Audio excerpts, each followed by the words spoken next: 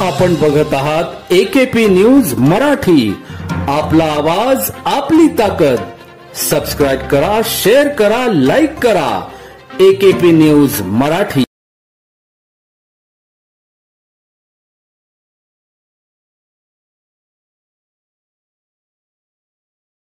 वकिली क्षेत्रात येणाऱ्या नवीन वकिलांसाठी देशातील पहिल्या ॲडव्होकेट अकॅडमी आणि रिसर्च सेंटर महाराष्ट्रात सुरू करण्याचा निर्णय महायुती सरकारने घेतलाय। त्याचं भूमिपूजन नुकतंच नवी मुंबईतील तळोजा येथे देवेंद्र फडणवीस यांच्या हस्ते पार पडलं।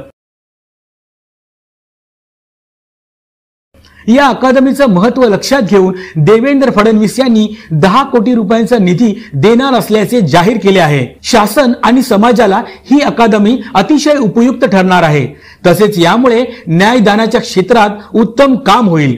त्यामुळेच येथे शिकणाऱ्या वकिलांना विद्यावेतन देण्याचंही फडणवीस यांनी स्पष्ट केलं आहे। चांगले कायदे बनवण्यासाठी या अकादमीची निश्चित मदत होईल। त्यासाठीच महायुती सरकारनं हा निर्णय घेतलाय।